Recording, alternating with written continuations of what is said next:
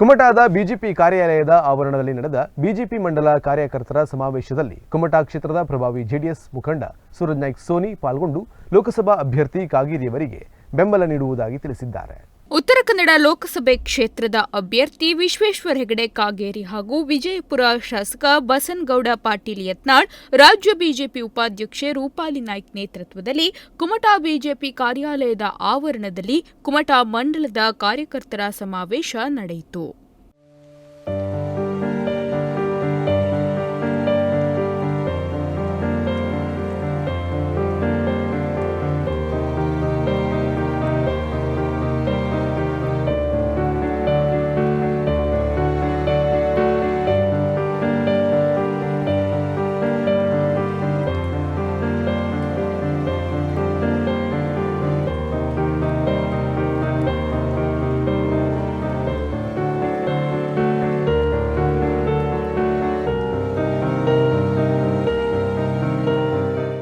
ವಿಶೇಷ ಅಂದ್ರೆ ಈ ಸಮಾವೇಶದಲ್ಲಿ ಕುಮಟಾ ಕ್ಷೇತ್ರದ ಪ್ರಭಾವಿ ಜೆಡಿಎಸ್ ಮುಖಂಡ ಸೂರಜ್ ನಾಯ್ಕ್ ಸೋನಿ ಬಿಜೆಪಿ ಮುಖಂಡರ ಜೊತೆಗೆ ವೇದಿಕೆ ಹಂಚಿಕೊಂಡರು.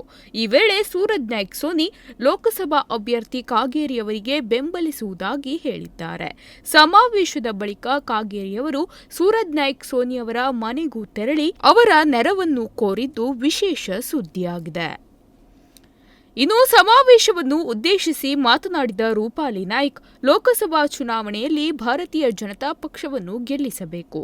ಮೋದಿ ಅವರ ಕೈ ಬಲಪಡಿಸಲು ನಮ್ಮ ಅಭ್ಯರ್ಥಿ ಕಾಗೇರಿಯವರನ್ನು ಗೆಲ್ಲಿಸಬೇಕು ಎಂದು ಕರೆ ಕೊಟ್ಟರು.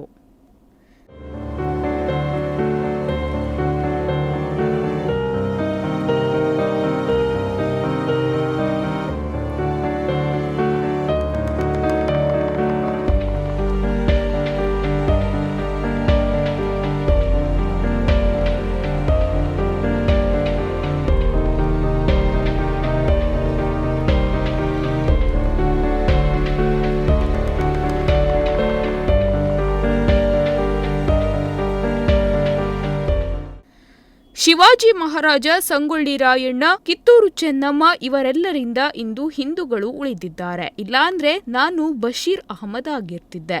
ಇಂದು ಆಧುನಿಕ ಶಿವಾಜಿ ಮಹಾರಾಜ ಎಂದರೆ ಅದು ನರೇಂದ್ರ ಮೋದಿ ಎಂದು ಬಸನಗೌಡ ಪಾಟೀಲ್ ಯತ್ನಾಳ್ ಕಾಂಗ್ರೆಸ್ ವಿರುದ್ಧ ಕಿಡಿಕಾರಿದ್ರು. ಈ ವೇಳೆ ಜಿಲ್ಲಾಧ್ಯಕ್ಷ ಎನ್ಎಸ್ ಹೆಗಡೆ, ಶಾಸಕ ದಿನಕರ್ ಶೆಟ್ಟಿ, ಸಂಚಾಲಕರಾದ ಗೋವಿಂದ ನಾಯ್ಕ್, ಮಂಡಲದ ಜಿಐ ಹೆಗಡೆ, ನಿಕಟಪೂರ್ವ ಜಿಲ್ಲಾಧ್ಯಕ್ಷ ವೆಂಕಟೇಶ್ ನಾಯಕ್, ಜಿಲ್ಲಾ ಸಹಪ್ರಭಾರಿ ಪ್ರಸನ್ನ ಕೆರೆಕೈ, ಕ್ಷೇತ್ರದ ಪ್ರಭಾರಿ KG Naik, CG Hegde, BJP ಪ್ರಮುಖರಾದ ನಾಗರಾಜ್ ನಾಯ್ಕ್ ತೊರ್ಕೆ, ಶಿವಾನಂದ್ ಹೆಗಡೆ, ಪ್ರಧಾನ ಕಾರ್ಯದರ್ಶಿಗಳಾದ ಗುರುಪ್ರಸಾದ್ ಹೆಗಡೆ, ಪ್ರಶಾಂತ್ ನಾಯ್ಕ್, ಬೂತ್ ಪ್ರಮುಖರು, ಬಿಜೆಪಿ ಹಾಗೂ ಜೆಡಿಎಸ್ ಕಾರ್ಯಕರ್ತರು ಉಪಸ್ಥಿತರಿದ್ದರು. Nudisiri news desk Honnavar.